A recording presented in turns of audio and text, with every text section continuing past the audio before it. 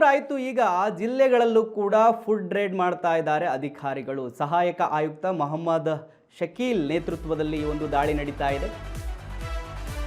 ನೋಡಿ, ಬೆಂಗಳೂರಿನಲ್ಲಿ ಇಷ್ಟು ದಿವಸಗಳ ಕಾಲ ಅಧಿಕಾರಿಗಳು ಫುಡ್ ರೇಡ್ ಮಾಡ್ತಾ ಇದ್ರು. ಈಗ ಬೆಂಗಳೂರಿನಿಂದ ವಿವಿಧ ಜಿಲ್ಲೆಗಳಲ್ಲಿ ರೇಡ್ ಆಗ್ತಾ ಇದೆ. ಬೀದರ್ನಲ್ಲೂ ಕೂಡ ರೇಡ್ ಆಗಿದೆ.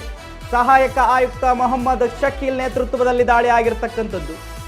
ಬೀದರ್ ಹೋಟೆಲ್ಗಳ ಮೇಲೆ ಆರೋಗ್ಯ ಅಧಿಕಾರಿಗಳು ದಾಳಿ ಮಾಡಿದ್ದಾರೆ. ದಾಳಿಯ ವೇಳೆ ಆ ಹೋಟೆಲ್ಗಳ ಬಂಡವಾಳ ಬಯಲಾಗಿದೆ. ವೀಕ್ಷಕ, ಬಂಡವಾಳ ಹೆಸರಾಂತ ಹೋಟೆಲ್ಗಳು ಅವೆಲ್ಲ, ಭಾರಿ ಹೆಸರು ಮಾಡಿದ್ದಾವೆ ಅವೆಲ್ಲ ಆ ಜಿಲ್ಲೆಗಳಲ್ಲಿ. ಹೋಟೆಲ್, ಬಾರ್, ರೆಸ್ಟೋರೆಂಟ್ನಲ್ಲಿ ಕಳಪೆ ಸಾಮಗ್ರಿಗಳು ಪತ್ತೆಯಾಗಿದ್ದಾವೆ. ಹೋಟೆಲ್ ಆಮಂತ್ರಣ ಅಂಥೇಳಿ ಅಲ್ಲೂ ಕೂಡ ಸ್ವಚ್ಛತೆ ಇಲ್ಲದ ಆಹಾರಗಳು ಪತ್ತೆಯಾಗಿದ್ದಾವೆ. ನೀವು ಆಶೀರ್ವಾದದಲ್ಲೂ ಕೂಡ ಅವಧಿ ಮೀರಿದ ಆಹಾರ ಪತ್ತೆಯಾಗಿದೆ ಅಂತ. ಉಡುಪಿ ಕಾರಂತ್ ಅಂತೇಳಿ ಆ ಹೋಟೆಲ್ಗಳು, ಪಂಜಾಬಿ, ತಡ್ದಾ, ಮಯೂರ್ನಲ್ಲೂ ಕೂಡ ಶುಚಿತ್ವ ಕೊರತೆ ಕಂಡುಬಂದಿದೆ ಅಧಿಕಾರಿಗಳಿಗೆ. ಆಹಾರದಲ್ಲಿ ಕೃತಕ ಬಣ್ಣ ಹಾಗೂ ಕಲಬೆರಕೆ ಮಾಡುತ್ತಿರುವ ಶಂಕೆ ಕೂಡ ವ್ಯಕ್ತವಾಗಿದೆ. ಹೋಟೆಲ್ ಮಯೂರ್ದಿಂದ ಪನೀರ್ ಮತ್ತು ಕಡಲೆ ಹಿಟ್ಟು ವಶಕ್ಕೆ ಪಡೆದಿದ್ದಾರೆ ಆರೋಗ್ಯ ಅಧಿಕಾರಿಗಳು.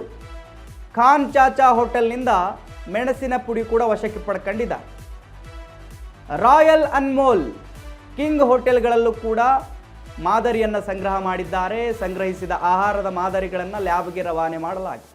ನೋಡಿ, ಆ ಡಿಸ್ಟಿಕ್ಗಳಲ್ಲಿ ಪ್ರತಿಷ್ಠಿತ ಹೋಟೆಲ್ಗಳು ಇವೆಲ್ಲ. ಸೌಕಾರ ಮಂದಿ ಹೋಗ್ತಾರೆ ಇಲ್ಲಿ, ಸೌಕಾರ ಮಂದಿ, ಬಡವರಿಗೆಲ್ಲ ಈ ಹೋಟೆಲ್ಗಳು.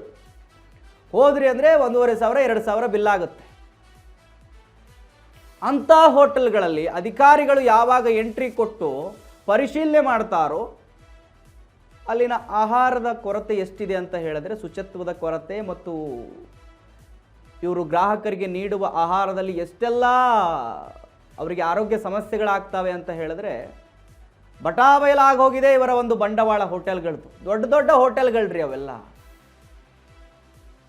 ಸ್ವಂತ ಹೋಟೆಲ್ಗಳಲ್ಲಿ ಶುಚಿತ್ವದ ಕೊರತೆ ನೋಡ್ತಾ ಇದ್ರ ದೃಶ್ಯದಲ್ಲಿ. ದೊಡ್ಡದಾಗಿ ಲೈಟಿಂಗ್ ಇರುತ್ತೆ, ಬೋರ್ಡ್ ಇರುತ್ತೆ, ಎಲ್ಲ ಇರುತ್ತೆ, ಬಟ್ ಆಹಾರದಲ್ಲಿ ಸ್ವಚ್ಛತೆ ಇರೋದಿಲ್ಲ.